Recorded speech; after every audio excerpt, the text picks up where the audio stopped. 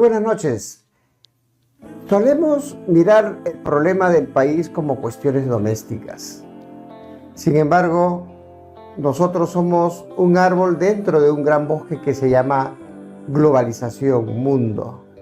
Y en ese contexto vamos a analizar nuestra problemática con la ayuda valiosa del doctor Jorge Vergara.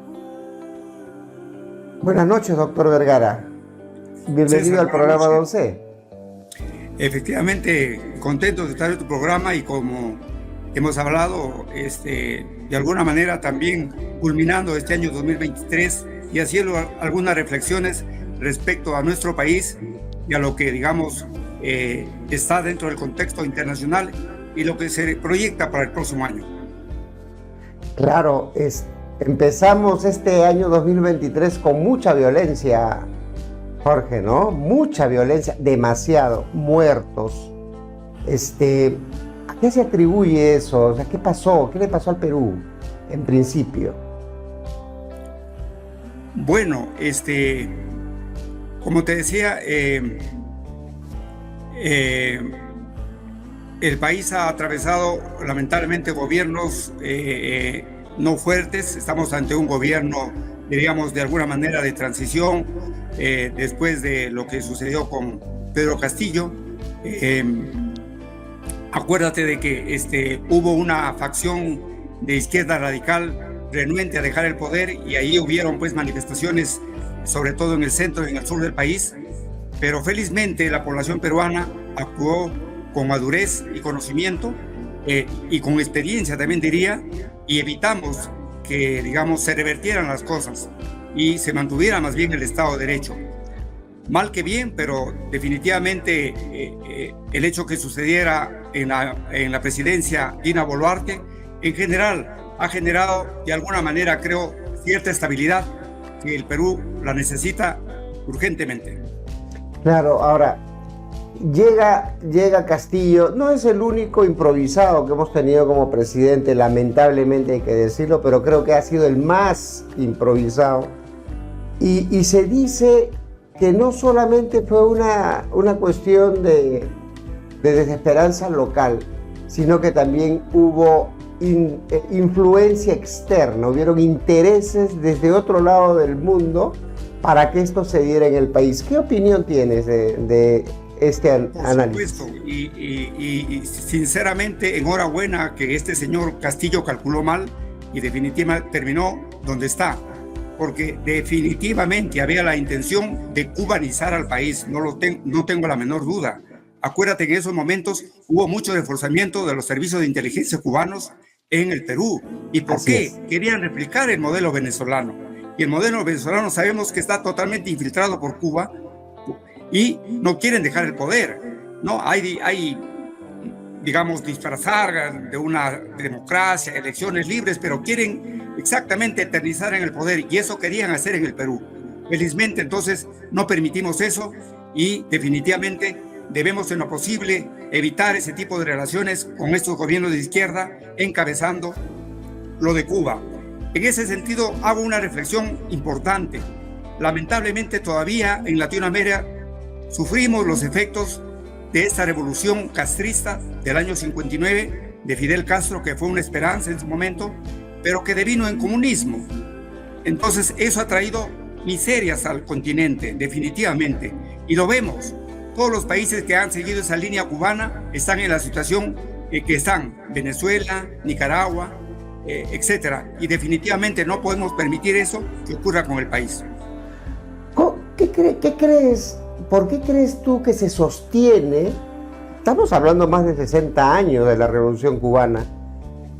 ¿Cómo se sostiene una situación tan nefasta? Porque quienes conocemos la historia de Cuba, quienes hemos tenido la oportunidad de viajar a Cuba, sabemos lo triste que es el vivir en ese país. Pero ¿qué lo sostiene, Jorge? ¿Qué idea tienes al respecto? Bueno, yo creo que en ese sentido el discurso cubano de antiimperialismo, de igualdad, de echar la culpa a otros como es Estados Unidos, de todos nuestros males y nuestra pobreza, deviene de ellos. Ese es el discurso, ¿no? Sin embargo, lamentablemente fue captado por las juventudes de los años 60 y 70 y hubo una masiva infiltración a nivel de universidades. Entonces, lamentablemente, la universidad latinoamericana en general, desde Cuba, Brasil, Colombia, Chile, Argentina, ha sido infiltrada por la izquierda con esta ideología nefasta. Felizmente ya estamos sacudiéndonos poco a poco y definitivamente hay movimientos contestatarios contra esta ideología de izquierda, repito. Entonces, trabajaron mucho a nivel de universidades y esos egresados, que actualmente son la izquierda caviar en el caso del Perú, ¿dónde están? Están en los organismos públicos, ¿no? Han cooptado o han infiltrado el Poder Judicial, muchas veces también el Ministerio Público y otras instituciones del Estado, de tal manera que no quieren dejar pues esa situación de beneficios y de privilegios. Pero felizmente, repito, la población está reaccionando. La mejor prueba, César, es que Cajamarca, habiendo experimentado ya los terribles efectos de la no inversión en Conga y perder 4.800 millones de dólares ya aprobados, y vimos que fue un engaño. ¿En qué terminó el engaño de Gregorio Santos, por Dios? ¿Dónde ha terminado este señor? En la cárcel por corrupción, por robar, ¿no? Así es. Y sin embargo, él fue el primero. Yo directamente combatí a este señor de cara a cara y dije que estábamos equivocados, que teníamos que defender la inversión privada, la inversión en el campo de la minería también, y por supuesto aprobar ese proyecto. Lamentablemente ahí el rol del señor Ollanta Humala fue nefasto y no permitió pues que esa inversión y esos millones llegaran a Cajamarca. Entonces hay que echarle en cara a este gobierno del señor Ollanta Humala, que hizo un mal gobierno y apoyó una política de izquierda disfrazada y apoyó a Gregorio Santos y terminó en lo que terminó. Entonces, repito, y volviendo al punto, Cajamarca se dio cuenta de que había sido estafada y engañada. Es por eso que a raíz de que este señor Pedro Castillo sale, ¿qué reacción hubo en Cajamarca? Absolutamente ninguna de apoyo a este señor, porque habíamos visto el engaño que habíamos sufrido en carne propia. Así es. Ahora, nosotros vemos cómo hablabas de Cuba, hablabas de toda esa corriente que se impregnó en la década de los 70, de los 80, idealizaban a Che Guevara, por ejemplo, pero no eran solos. Cuba tenía un soporte, digamos, logístico durante la Guerra Fría de un país poderoso también, que era el que hackeaba a Estados Unidos desde la isla de La Habana.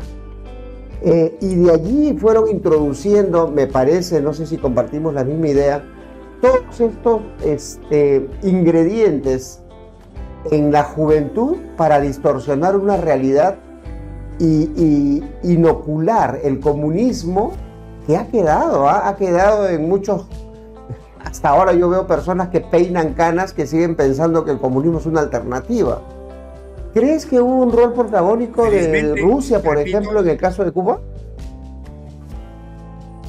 Felizmente, esa generación que tú hablas, esa generación que fue impregnada masivamente con esta ideología de izquierda, los 60, los 70, los 80, ya está de salida.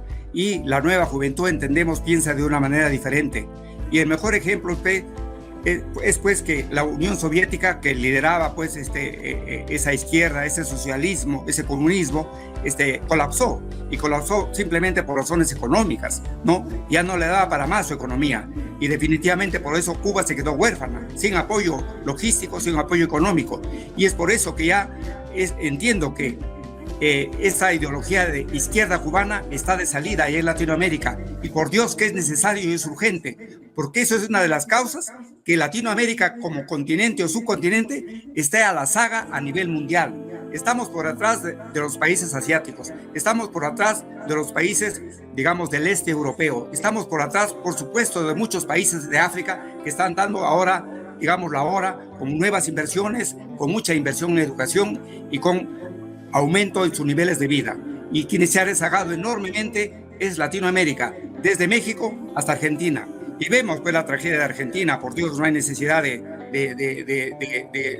tener ejemplos a la distancia con lo que significó el peronismo, impregnada pues de esa idea socializante, del estatismo por todo lado, de la financiación pública por todos lados, de la burocracia y burocracia pues enormes, y eso conlleva pues a ese caos económico en que está viviendo este país tan querido como es Argentina.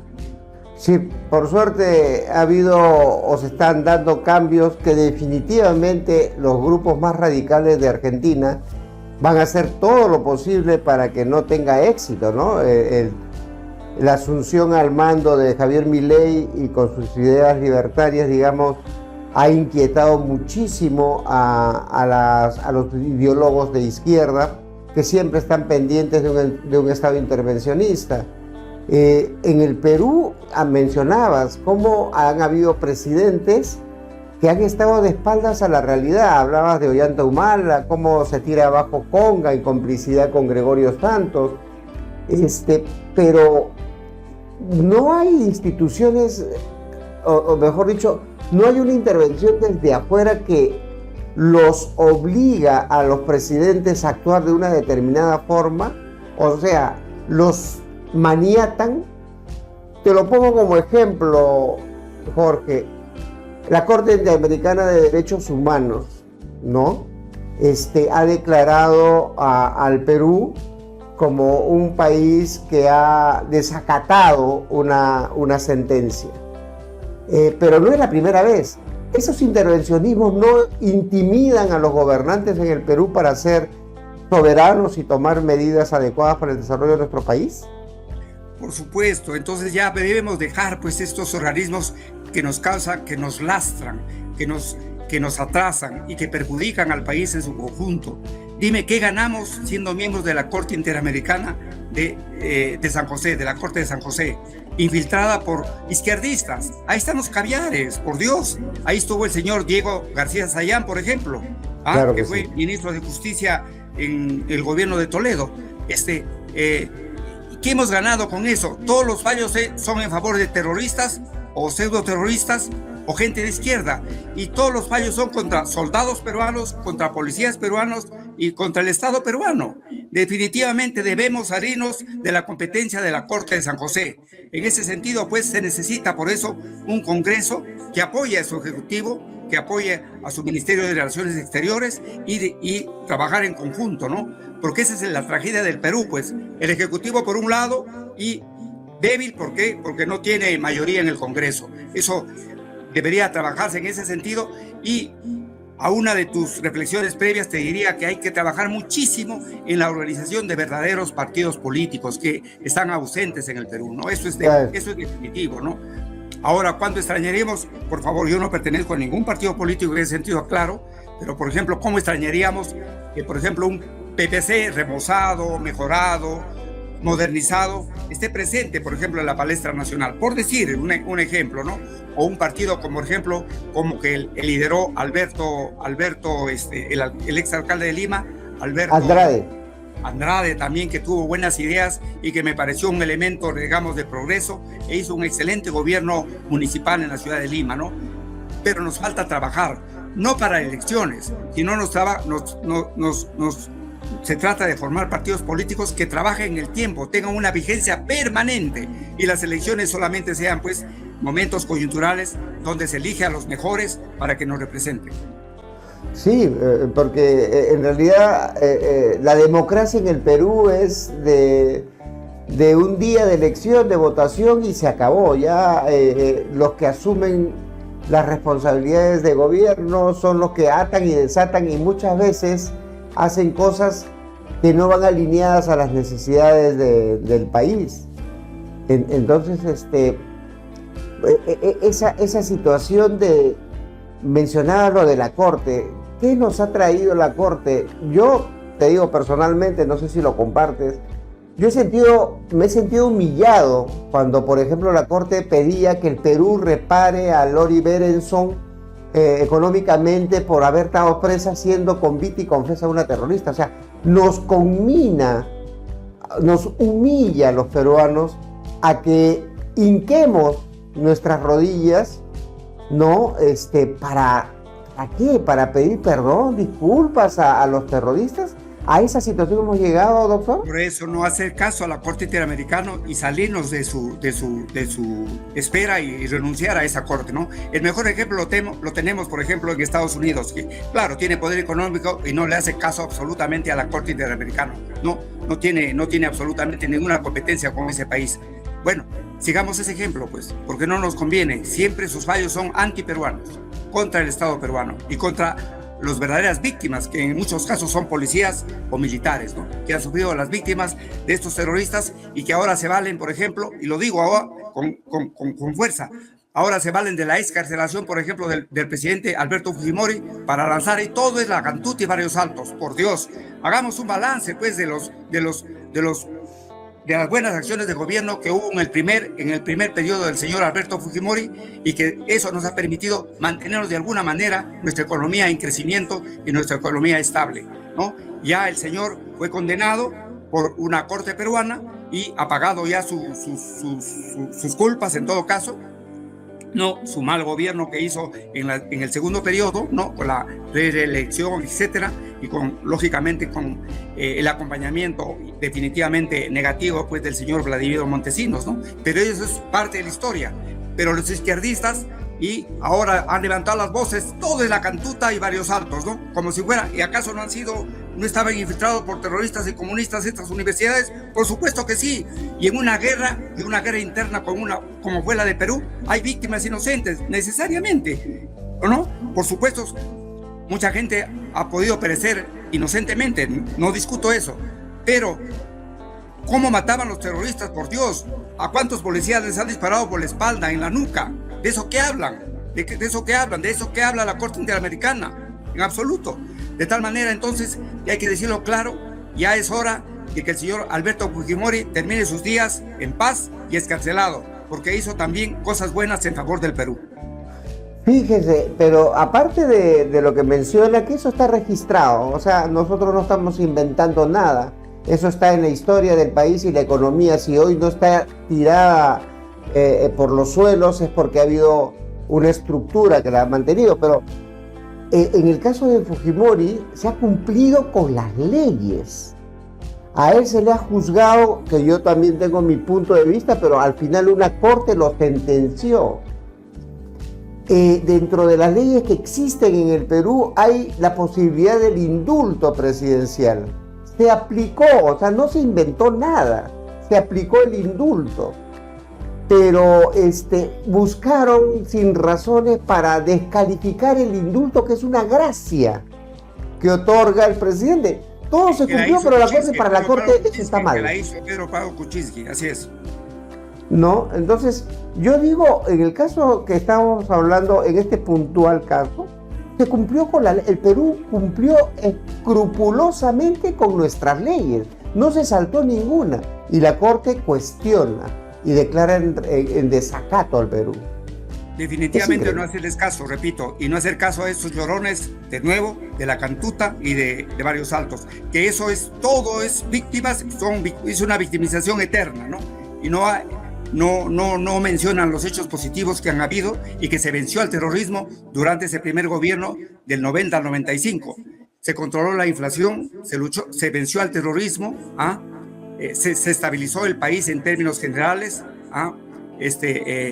se reinsertó al Perú en los organismos internacionales, que acuérdate, en el gobierno de Alan García fuimos totalmente, digamos, excluidos del Banco Mundial, del FMI. Todas esas cosas se lograron. Sin embargo, estos izquierdistas no lo dicen, pues. Pero felizmente yo pienso optimistamente que ya no lo vamos a tener nunca más, y no permitamos nunca más un gobierno de izquierda como esta catástrofe que significó, pues, Pedro Castillo, con un gobierno de corrupción, con un gobierno improvisado, y que lamentablemente un presidente como López Obrador le da cobijo, le da alojamiento y acoge, pues, a su señora como si fuera una víctima, y no es así, no es así, y que nos ha causado incluso dificultades diplomáticas con México, con quien tenemos siempre unas buenas relaciones económicas. Sí, hablabas de López Obrador y la manera tan descarada como también se entrometía en las cosas domésticas del país. Pero yo siempre te escucho y veo algunos videos que siempre en ti hay el optimismo, el creer en el Perú. Y no es un optimismo, digamos, ilusionado el tuyo, sino es un optimismo con conocimiento de causa. Conoces el Perú y sabes que el Perú es profundamente rico en recursos naturales y en recursos humanos. Y ahorita el mundo se está moviendo. ¿Cómo ves al Perú con esas capacidades que tenemos que todavía se mantienen y van a mantenerse por mucho tiempo en este nuevo contexto, en este nuevo ordenamiento? China está creciendo y se está extendiendo. Estamos hablando de la India, un gigante mercado que también está extendiéndose. ¿Qué oportunidades tiene el Perú para anclarse a estas potencias y subirnos a la ola del desarrollo mundial? Yo te diría que la respuesta es ser pragmáticos. No interesa, no estamos en tiempos de ideologías. Estados Unidos lamentablemente no nos hace caso, somos el patio trasero de Estados Unidos. Latinoamérica está totalmente descuidada. Sin embargo, hay buena inversión de capitales chinos en el Perú.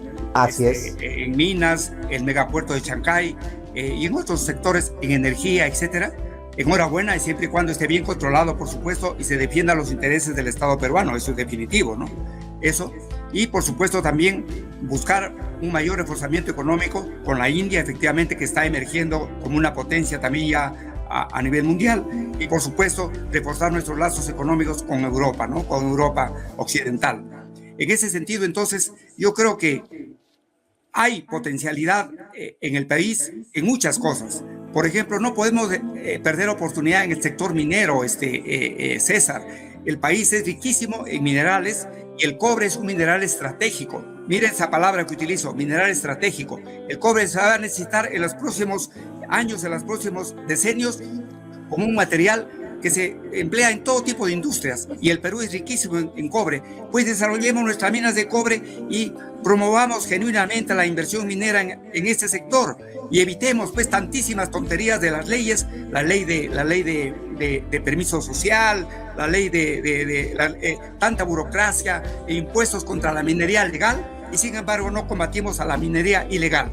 Y en ese sentido, una de mis cosas que te digo con énfasis ahorita en la entrevista que tú me haces es que hay que apoyar al gobierno actual o al nuevo gobierno que se viene en los próximos años a que de nuevo se tome en Cajamarca el proyecto Conga, por ejemplo. Es un proyecto auspicioso donde se demostró, el recurso de cobre y oro, es polimetálico, pero sobre todo en otros dos minerales, y por algo es que estuvo aprobado ya en Cajamarca 4.800 millones de dólares que los echamos al tacho y que ahora los necesitamos urgentemente. Entonces, hablo nuevamente, invertir muy fuertemente en el sector minero, seguir con esos congresos que tienen nivel mundial como Perumín, por ejemplo, seguir otra senda también con el Perú está teniendo muchísimo éxito, que es la agroexportación. La agroexportación es fundamental y yo estoy seguro que ¿quién no compra alimentos? ¿Quién no compra alimentos? Y los alimentos de Perú están ya bien recibidos en muchos sectores y en países tan distantes como la China, Norteamérica, Europa, la palta peruana, las uvas peruanas, aparte de lo tradicional, pues del café, del cacao, etcétera, ¿no? De tal manera que ahí tenemos concretamente dos sectores donde podemos apostar, digamos, firmemente. Aparte, por ejemplo, también pues de promover el turismo. El turismo también es una meca que está inexplotada, pues, en el Perú. Acá nos parece gran cosa tener 5 a 6 millones de turistas al año. Eso es una cifra ridícula comparado con lo que recibe, por ejemplo, España, 70 millones de turistas al año. Francia recibe 75 millones de turistas al año, y en el Perú nos parece gran cosa 5 millones. Deberíamos duplicar o triplicar ese número de turistas extranjeros que traen dinero fresco, dinero fuerte en los próximos años, por ejemplo.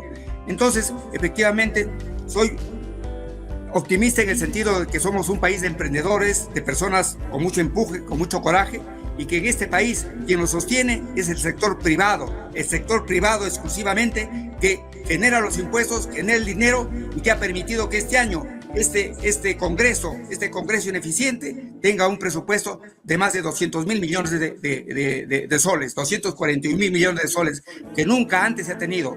En el año 90 el presupuesto del Perú era cercano a los 20.000 millones de soles. Ahora es 240.000 millones de soles. Ha subido 15 veces el presupuesto del Perú en los últimos 30 años. Señores, escúchenme, 30 veces el presupuesto del Perú en los últimos 30 años, y gracias a la estabilidad y al modelo económico que nos ha permitido la Constitución del 93. Es una falacia pretender decir que con el cambio de Constitución se va a mejorar la situación económica. Eso es un dicho de los izquierdistas que quieren justamente medrar con ese cambio de Constitución. Añadiendo más, sin déficit fiscal, reduciendo la deuda, el incremento de los presupuestos, lamentablemente sí hay que reconocer que cuando el Estado ha ido creciendo de manera desproporcionada, también ha ido creciendo todos estos vicios corruptos que han habido en el país, y hay que poner énfasis en eso porque eso nos retrasa. Yo quería trabajar contigo las dos líneas que has mencionado, lo del cobre, porque eso nos vincula con el mundo, y también nos vincula con el mundo la agroexportación. Con el cobre, lo dicen los expertos, el cobre va a ser el commodity del futuro del mundo limpio, porque a través de este mineral se van a desarrollar tecnologías limpias para la parte energética, vehículos solares, ya no vamos a tener termas nucleares, etc. Y tenemos China, tenemos India, tenemos otros países desarrollados con los cuales podemos empatar intereses. ¿Cómo ves esa posibilidad y qué tendrían que hacer los futuros gobiernos para que eso se consolide?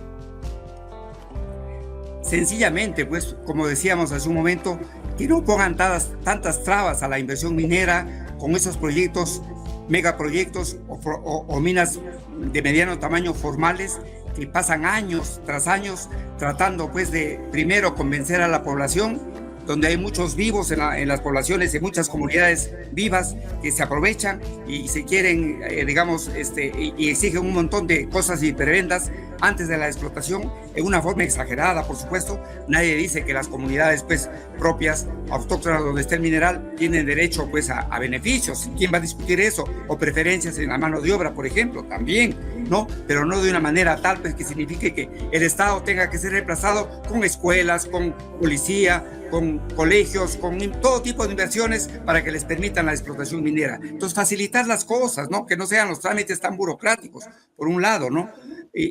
Por otro lado, también invitar a todo tipo de países, no necesariamente tiene que ser la China y concretarnos con un solo país. Ahí está la India, efectivamente, ahí está Australia, también otro país, Europa también, que tiene interés, ¿no? Interés en invertir en algunos sectores, o Canadá, ¿no? O Canadá, que tiene una industria minera también muy desarrollada, ¿no?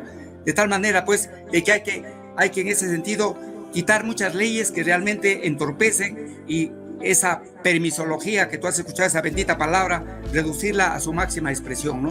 Y tener un Ministerio de Energía y Minas auténtico, pues, con personajes que tengan autoridad, que tengan conocimiento de causa. No es posible que el Perú haya estado tan mal representado en la PEC últimamente, en San Francisco el mes pasado, ¿no?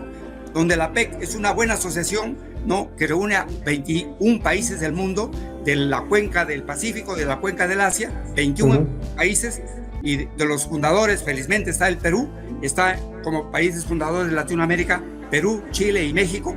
Ahora se van a agregar otros países, pero la actuación de la presidenta Dina Boluarte y del ministro de Energía y Minas y del ministro del MINCETUR han sido realmente pobres. Eso lo comentan los comentaristas internacionales.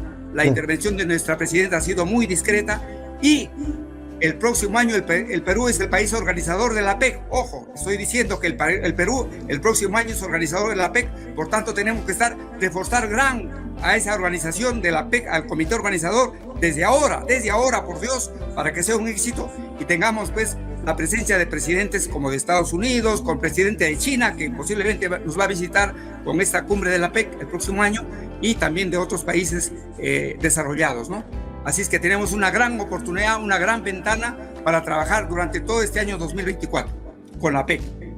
Pero fíjate, también hay que llamar la atención, decirle a nuestros televidentes, de que no es solamente el rol de los gobiernos que conforman la PEC, sino también el contingente de inversionistas que vienen detrás de esos países. Porque es un encuentro, es un foro donde los países representan a sus inversionistas, y lo rico de estas reuniones es cómo se encuentran las inversiones del Perú con las de otros países, y podrían generar alianzas muy prometedoras. Entonces, a eso creo yo que tú te refieres, Jorge, en el sentido de que tenemos que estar preparados, no solamente el gobierno y sus funcionarios, los empresarios, las cámaras de comercio, Perú Cámaras. Es decir, me ha escogido perfectamente la idea y compartimos plenamente. Efectivamente, quien tiene que tomar más protagonismo es el sector privado, a la cabeza de la CONFIEP, a través de, por ejemplo, la Sociedad Nacional de Industrias, a través de COMEX, a través de la Cámara de Comercio de Lima y de Perú Cámaras, que asocia a todas las cámaras del país. En ese sentido, es un llamado a todos los empresarios peruanos para que ya vayamos haciendo pues los comités de expertos en varias áreas de la economía, por ejemplo minería, por ejemplo agroexportación, por ejemplo turismo, por ejemplo pesca, por ejemplo metal mecánica, etcétera, para hacer intercambios o ruedas de negocios con los cientos de empresarios que vienen de estos países de la PEC, y se pueden hacer negocios por millones de dólares. Busquemos eso. Y en ese sentido también promovamos y apliquemos y usemos los tratados de libre comercio que se han hecho muchas en gobiernos pasados. Eso es muy útil para el país. Los TLCs, por ejemplo, con la China, por ejemplo, con la India, y hay que explotarlos. Es la oportunidad de oro, entonces, que los empresarios nos pongamos, digamos, las pilas y comencemos a trabajar para la PEC, y reforzando organizaciones como, por ejemplo, AGAP. ¿Alguien ha escuchado de AGAP, por ejemplo? Pregunto. AGAP es la Asociación de Gremios de Agroexportadores del Perú. AGAP, Asociación de Gremios de Agroexportadores del Perú, que lo lidera un buen empresario y que es amigo mío, fue gerente general en COFIEP, Gabriel Amaro. Entonces, con él podemos trabajar también para hacer mesas de trabajo pensando en esta PEC. Y un llamado a las cámaras de comercio, y en este caso, por ejemplo, a mi amigo Latorre, presidente elegido o reelegido de la Cámara de Comercio de Cajamarca, Marco Latorre, para ir ya sumando esfuerzos y reforzando pues los gremios empresariales en miras a este gran evento que se va a realizar a fines del próximo año. De tal manera que tenemos tiempo todavía y tenemos una gran oportunidad de sacar al país de este oscurantismo. ¿Cómo es posible que no hayamos estado bien representados en la toma de posesión de Javier Milei en Argentina? Por Dios, no ha estado nuestra presidenta. ¿Por qué? ¿Por qué no ha estado nuestra presidenta? Y están otros personajes de otros países. Ha estado el presidente de Chile, ha estado el presidente de Paraguay, de Uruguay, etcétera, y de Perú hemos estado ausentes, y me parece que eso ha sido un error. Y augurémosle buena suerte a Javier Milei, y desde ya que aprenda de la elección del Fujishock que se dio en agosto del año 90 por Hurtado Miller, acuérdate, por Alberto Hurtado Miller, en aquel entonces mi empresario César. Sí, yo estaba mirando algunas de las medidas que está lanzando y son muy similares, ¿eh? Por ejemplo, ¿tú te acuerdas cuando empezaron a condicionar las empresas públicas con fines de privatización? Eso ya lo están haciendo en Argentina. Están acondicionando las empresas públicas, que son muchas en Argentina, con fines de privatización. Porque es el sector privado el que al final va a arriesgar su dinero para hacer que estas cosas funcionen y no gastar la plata de todos los contribuyentes para que fracasen, como sucedía. No sé si tú te acuerdas de ENSI, ECASA, Hierro Perú, Minero Perú y todo Perú. Así es. Fracaso tras fracaso, así es. Yo quería preguntarte algo puntual. Javier Milei, el gradualismo, ¿no? Que es una cosa que también se ha leído mucho. Mauricio Macri, con quien se tenía esperanza, es un gobierno, digamos, de centro derecha, sin embargo, fracasó y dejó al país más endeudado todavía Argentina, ¿no? Con una deuda con el FMI de 50.000 millones de dólares. ¿Por qué? Por aplicar un gradualismo ineficiente, improductivo. Tiene que ser un shock económico. Lamentablemente tendrán que, obviamente, darse medidas para proteger a la población más vulnerable, comedores populares o apoyo alimentario, por ejemplo, pero hay que hacerlo, porque es la única manera de que, digamos, ese país salga de esta situación de tanta pobreza y definitivamente se vendan pues esas empresas públicas ineficientes en Argentina. Claro, que las tomen los privados, que saben, que van a arriesgar su capital y que saben hacer las cosas. Yo quería entrar a un ángulo en esto ya de la PEP, que también es importante. ¿Cómo el Perú se puede enganchar a toda esta corriente de la ciencia y la tecnología mundial? Nosotros estamos a la saga en la modernidad, en la investigación y la innovación tecnológica. ¿Es posible que en este espacio también la academia peruana participe con propuestas y pueda establecer vínculos con países más desarrollados para desarrollar fuertemente la ciencia y la tecnología en nuestra juventud?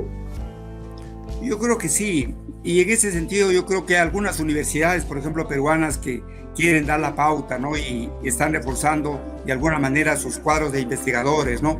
A la cabeza, por ejemplo, tenemos la Universidad Peruana Cayetano Heredia, la Universidad Católica del Perú, también, ¿por qué no decir, también que hace el esfuerzo necesario seguramente la Universidad Nacional de Ingeniería, la UNI?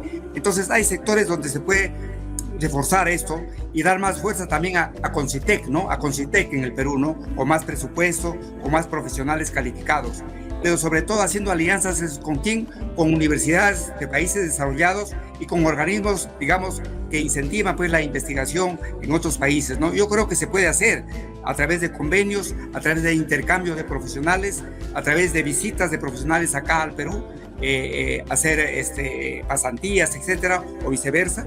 Pero yo creo que has tocado un punto donde efectivamente la academia tiene que estar presente en esta etapa del desarrollo.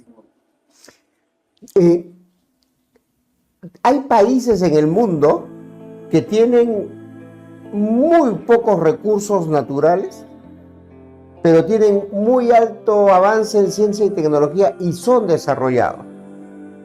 Suiza, Alemania, Italia, y de repente hay muchos más. O sea, la ciencia y mira lo que pasó con Japón después de la Segunda Guerra Mundial.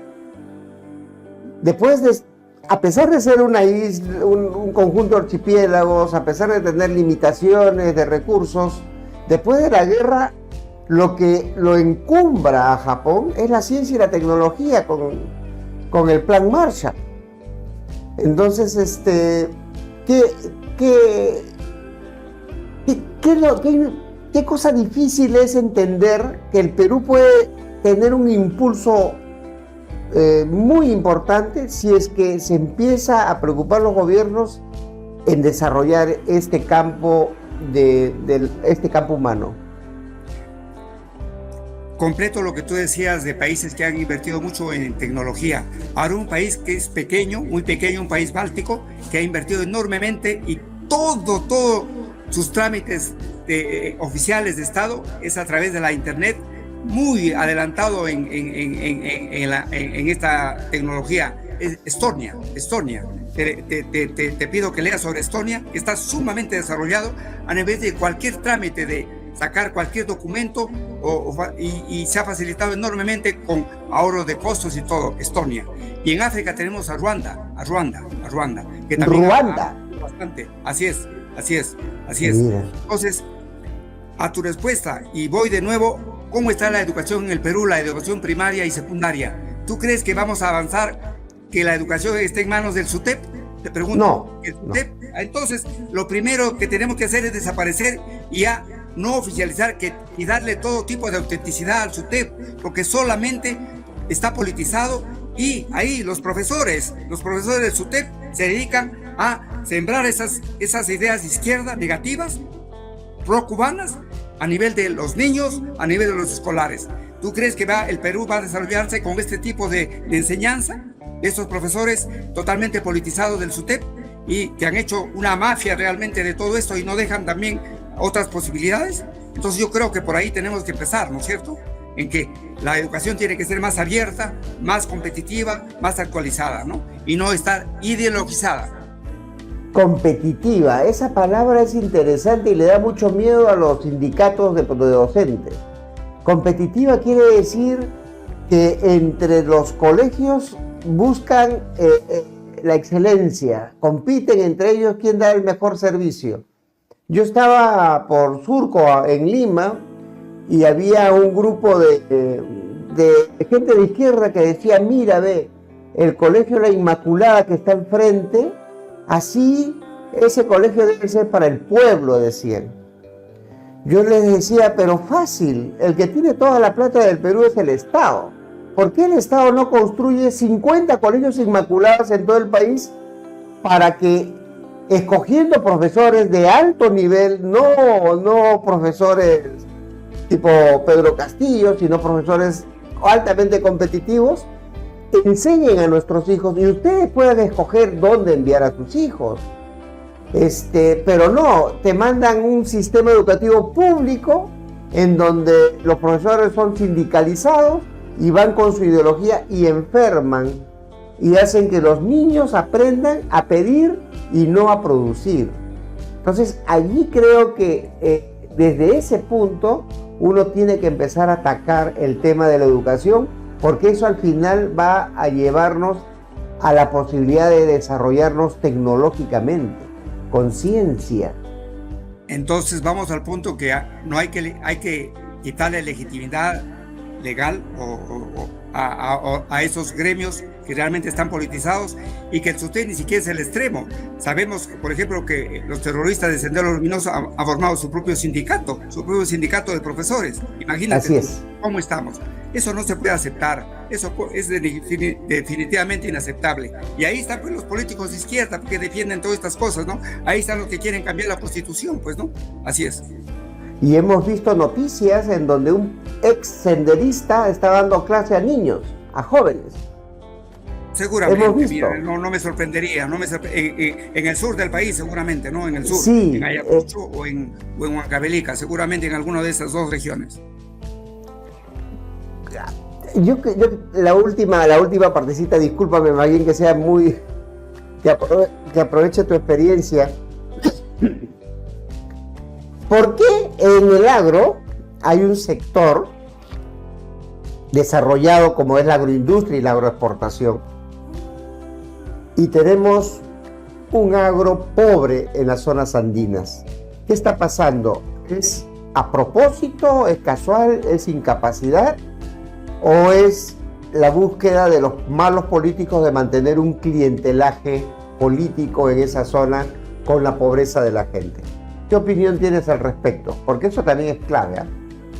En parte es eso, pero no es todo, creo.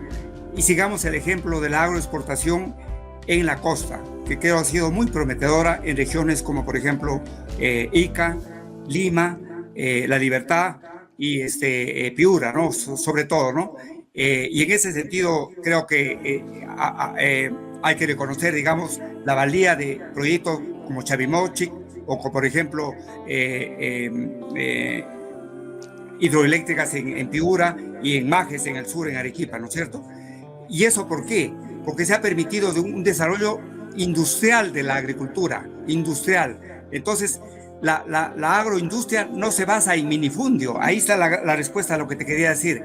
Lamentablemente en el Perú, por desgracia y por efectos de la mal reforma agraria de Velasco Alvarado, que nos trajo miseria y nos trajo pobreza, hay que decirlo, Velasco Alvarado es un mal gobernante, el gobierno militar fue pésimo y trajo miseria al Perú, por Dios, y eso trajo, el terrorismo de alguna manera, ¿ya? Entonces permitió el minifundio en la sierra, y el minifundio no permite, solamente hay la agricultura o la ganadería de subsistencia. Entonces tendría que, en la sierra, obviamente no se les va a quitar a los propietarios, a los pequeños propietarios, pero sí tiene que inducirse un modelo de desarrollo agroindustrial de asociatividad, asociarse. Por ejemplo, 50, digamos, pequeños propietarios de 1 o 2 hectáreas. Entonces tienes una propiedad de 150 a 200 hectáreas, ahí se puede hacer industrialmente, por ejemplo, cosechar papa, cosechar, por ejemplo, trigo, maíz, pero no se puede cosechar industrialmente pues en 1 o 2 hectáreas. Asociación, entonces, a través de empresas agroindustriales, a través también posiblemente de cooperativas. El mejor ejemplo lo tenemos la cooperativa en nuestro Cajamarca, César, la cooperativa de Porcón, ¿no es cierto?, que es exitosa, con un modelo grande, ¿no?, donde tiene grandes extensiones de terreno, ¿no es así? Tiene miles de hectáreas de terreno, de bosques, porque son miles, pues, porque si fueran 10 hectáreas no tendría el éxito que tiene, pues, ¿no? Entonces hay que buscar la asociación de pequeños propietarios y que todas sean coparticipantes, una especie de ejemplo del kibutz de Israel, ¿no? El kibutz de Israel, así es. Mira, en el caso de Porcón hay que poner un énfasis. Porcón, la gente que puede ir ahora a mirarlo y admirarse, tiene que saber que hace 50 años ese era Jalca. Estaba lleno de ishu. Y lo que es Porcón ahora es trabajo humano, con cooperación, con apoyo, con organización. Entonces es construir riqueza en el sector rural. Es posible, es el ejemplo. ¿Comparte conmigo? Y hay que reconocer también ahí, por ejemplo, apoyo de extranjeros en base a un convenio que hizo con Perú, la misión belga, acuérdate, la misión belga que trabajó en la década del 60 y 70, ¿no?, que fueron exitosos. Ellos fueron los creadores realmente de los grandes bosques en Porcón, ¿no es cierto?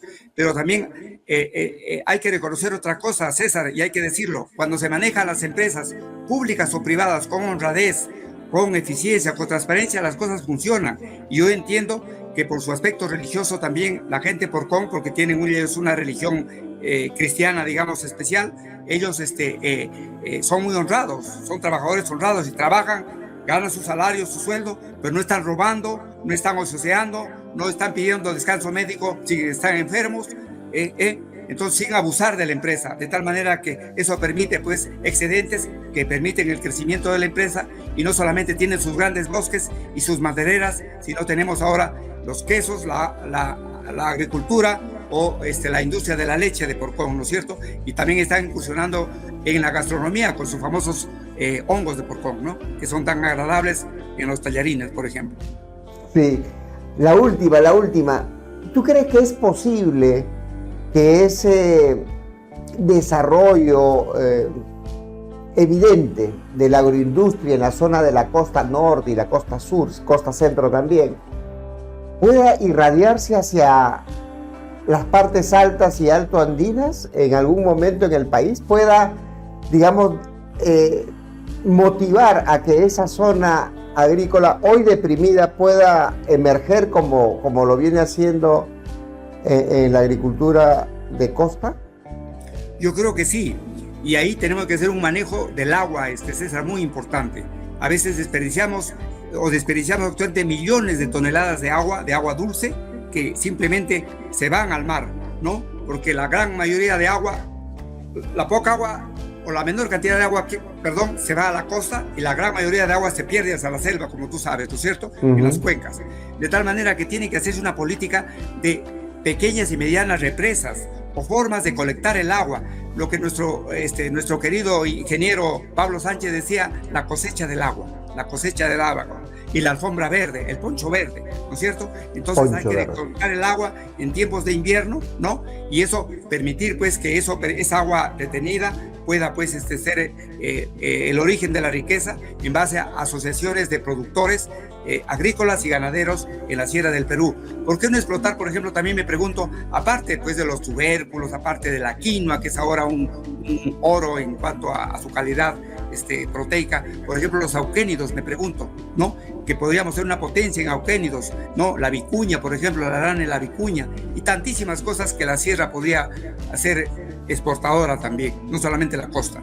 Pero todavía tenemos esa esperanza, y por favor, felizmente el campesino peruano, el campesino de la Sierra del Perú, el campesino cajamarquino, tiene en su sangre cómo cosechar papa, cómo sembrar oyuco, cómo crear sus animales de labranza, cómo criar sus carneros, cómo criar sus vacas, y en ese sentido tenemos esperanza en esa gente y en nuestro país, y en nuestra raza, en nuestro idioma, en nuestra religión. Tengo que me quedo muy agradecido por la explicación y por la transmisión de tus conocimientos y tus recomendaciones. Siento que tenemos el camino abierto para ser el país grande que merecemos ser. Que hemos tenido dificultades, sí, pero es hora de despertar.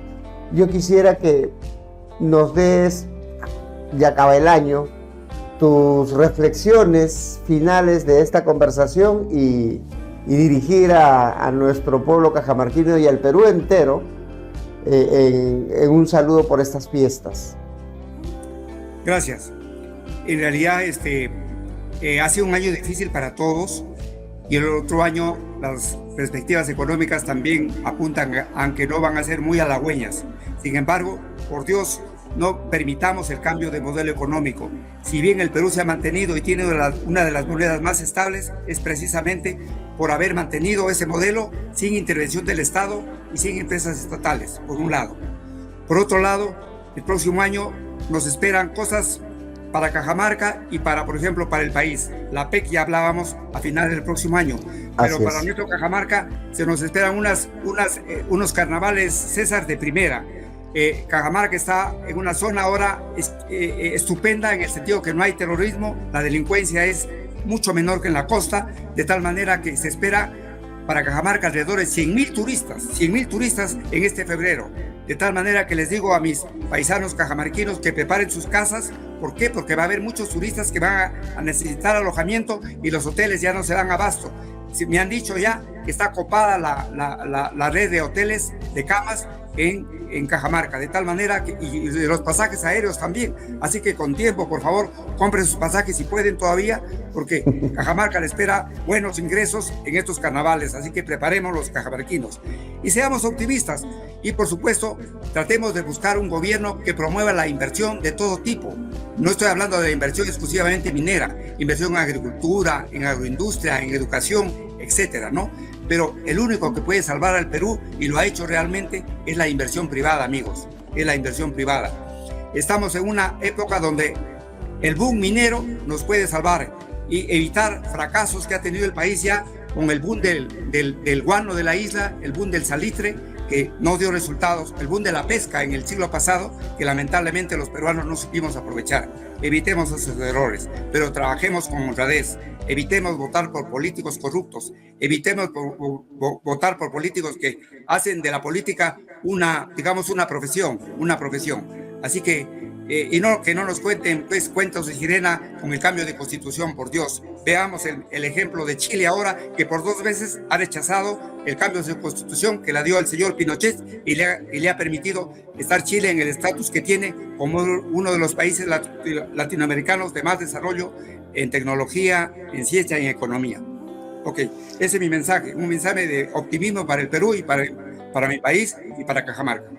Muchísimas gracias, que pases una linda Navidad en unión de la familia. Sé que que están llegando los tuyos a Cajamarca y nada, muchos éxitos en todos tus emprendimientos. Sé que estás dándole duro para que el servicio de salud de Cajamarca esté en el nivel pleno.